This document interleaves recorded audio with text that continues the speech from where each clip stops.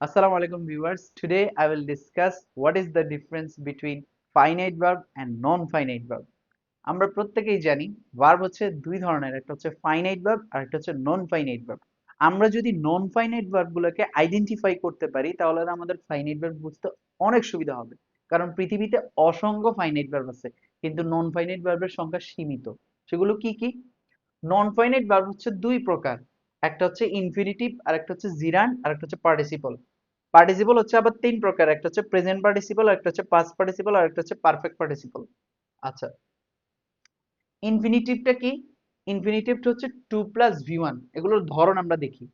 Two plus V one, যেমন আমরা বলতে পারি টু ডু, এটা হচ্ছে ইনফিনিটিভ অর্থাৎ নন ফাইনাইট ভার্ব। আচ্ছা, ভার্ব প্লাস আইএনজি দেখি। এই ভার্ব প্লাস আইএনজি হচ্ছে জিরান্ড। এই ভার্ব প্লাস আইএনজি কে আমরা জিরান্ডও বলতে পারি, প্রেজেন্ট পার্টিসিপলও বলতে পারি। সামনে আমরা এটার পার্থক্য নিরূপণ করব। পার্টিসিপল হচ্ছে তিন প্রকার, একটা হচ্ছে প্রেজেন্ট পার্টিসিপল। প্রেজেন্ট পার্টিসিপলও ভার্ব প্লাস আইএনজি হয়, জিরান্ডও ভার্ব প্লাস আইএনজি হয়। আসেন পাস্ট পার্টিসিপলে। পাস্ট পার্টিসিপল হচ্ছে ভি থ্রি, যেমন আমরা present form, past form, past participle form.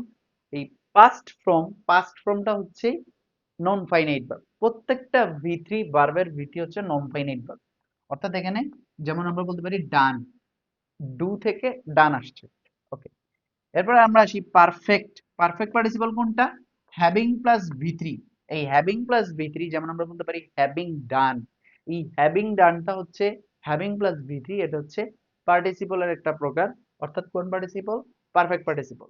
এবার আমরা উদাহরণের মাধ্যমে দেখি এগুলোর ব্যবহার।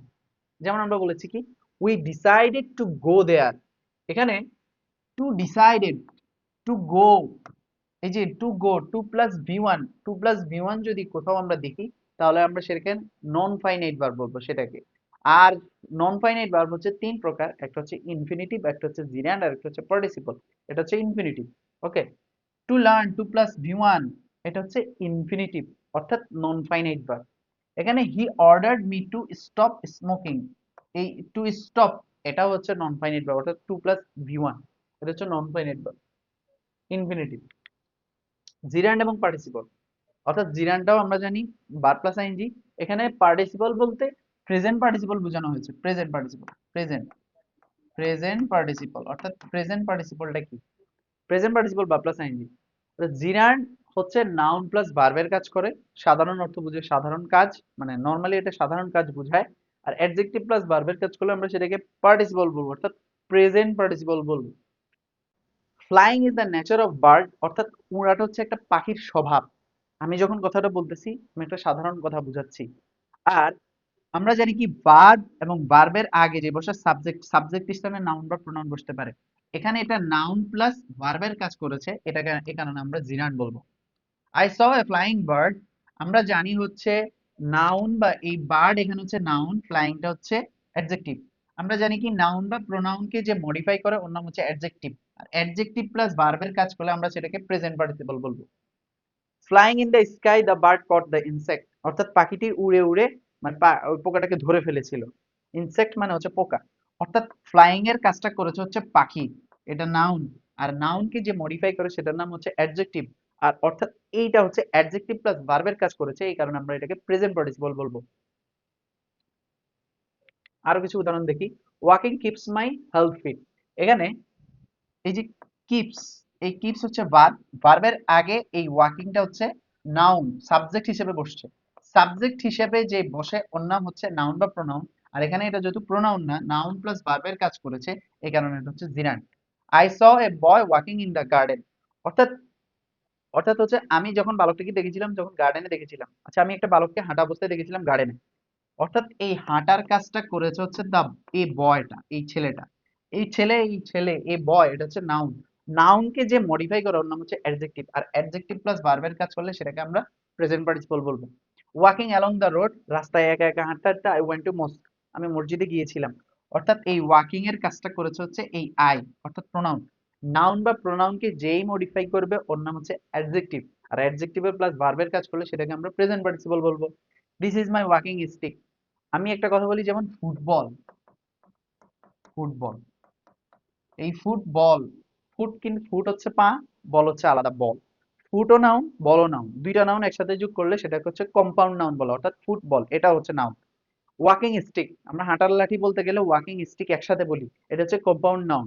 আর নাউন প্লাস ভার্বের কাজ করলে সেটাকে আমরা জিরান্ড দিয়ে দিব। কি দিয়ে দিব? জিরান্ড দিয়ে দিব। এখানে আমরা আরেকটা দেখি, সেটা হচ্ছে জিরান্ড।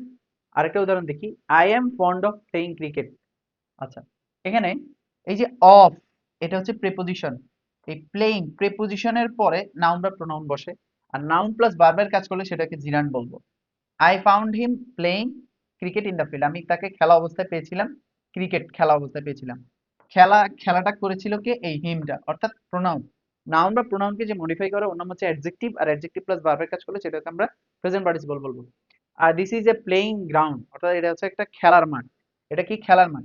এই প্লেইং গ্রাউন্ড, এই গ্রাউন্ড, এই প্লেইং গ্রাউন্ড, অর্থাৎ আমরা একসাথে বলতে পারি এটা হচ্ছে কম্পাউন্ড নাউন, আর নাউন প্লাস ভার্বের কাজ করলে সেটাকে আমরা কি দিব? প্রেজেন্ট পার্টিসিপল, জিরান্ড বলবো। এখানে আমরা দেখি প্রেজেন্ট পার্টিসিপল কখন হবে, পাস্ট পার্টিসিপল কখন হবে। দেখুন, দুই ধরনের প্রেজেন্ট পার্টিসিপল, দুই জায়গায় প্রেজেন্ট পার্টিসিপল এবং পাস্ট পার্টিসিপল ব্যবহার হয়।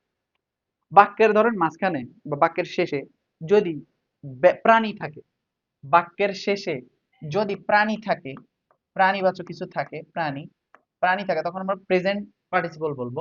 আর যদি বাক্যের শেষে বস্তু থাকে, অর্থাৎ মডিফায়ারের বস্তুটা হচ্ছে মানে জিনিসটা হচ্ছে বস্তুবাচক, তখন আমরা পাস্ট পার্টিসিপল অর্থাৎ ভি3 ব্যবহার করব। ভি3 কিভাবে? উদাহরণের মাধ্যমে দেখি। This is A flying bird, এখানে ফ্লাইং, এই বার্ড, বার্ডটা হচ্ছে একটা নাউন, এটা একটা প্রাণী, এই কারণে আমরা প্রেজেন্ট পার্টিসিপল ব্যবহার করেছি। প্রেজেন্ট পার্টিসিপল মানে কি? Verb plus ING. This is a barking dog, dog হচ্ছে একটা প্রাণী, ডগ হচ্ছে কি? একটা প্রাণী। আর প্রাণীবাচক কোনো কিছু হলে প্রেজেন্ট পার্টিসিপল হয় বাক্যের শেষে বা মাঝে যদি মডিফাই করে। This is A broken glass, এটা হচ্ছে বি3, আর এটা হচ্ছে নাউন। এই নাউনটা, গ্লাসটা কি কাউকে মানে প্রাণীবাচক, বস্তুবাচক, আর বস্তুবাচক হলে ভি3 হবে। আচ্ছা, দিস ইজ এ রিটেন বুক, এই বুকটা হচ্ছে বস্তুবাচক, এই কারণে ভি3 হয়েছে, মডিফাই করেছে যে ভি3, পার্টিসিপলের মধ্যে পাস্ট পার্টিসিপলটা হয়েছে। এখানে একটু খেয়াল করেন, সাবজেক্ট হিসেবে একটা জিনিস খেয়াল করেন, আমরা এতক্ষণ শিখেছি হচ্ছে বাক্যের মাঝখানে বা শেষে যদি থাকে, যদি প্রাণী থাকে তাহলে প্রেজেন্ট পার্টিসিপল, যদি বস্তু থাকে তাহলে পাস্ট পার্টিসিপল। এখানে ঠিক উল্টোটা হবে, এখানে যদি সাবজেক্ট হিসেবে যদি কোনো প্রাণী থাকে, তখন সেটাকে আমরা ভি3 দিব, অর্থাৎ তখন আর পাস্ট পার্টিসিপল হবে না, প্রেজেন্ট পার্টিসিপল হবে না, পাস্ট পার্টিসিপল হবে। সাবজেক্ট হিসেবে,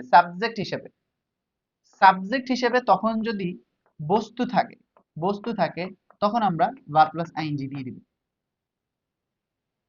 যেমন আমি খেয়াল করি, এখানে I am interested or interesting, এখানে একটু বলেন তো, কমেন্ট করে আমাকে জানাবেন যে আই এম ইন্টারেস্টেড নাকি ইন্টারেস্টিং হবে।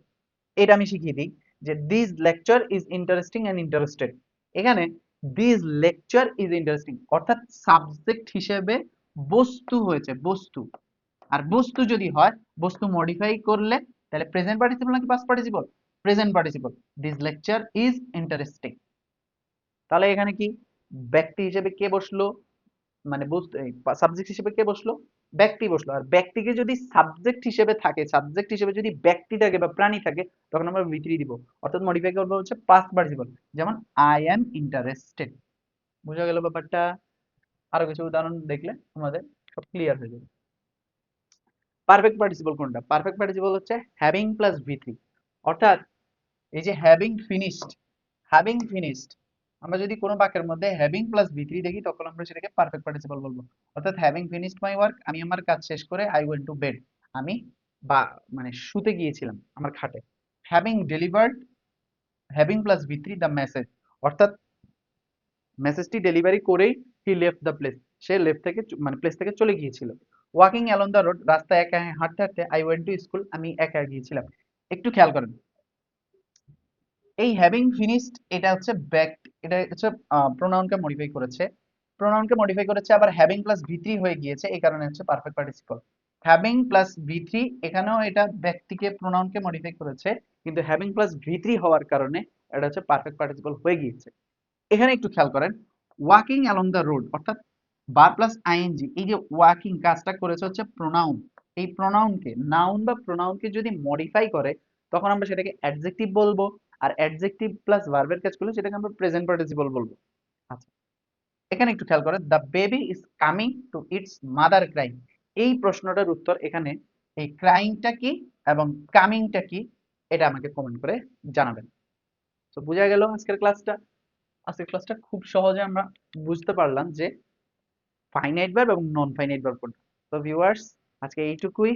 সবাই ভালো থাকবেন, সুস্থ থাকবেন, আর ইউটিউব চ্যানেলটা সাবস্ক্রাইব করবেন যদি ভিডিওটি ভালো লেগে থাকে।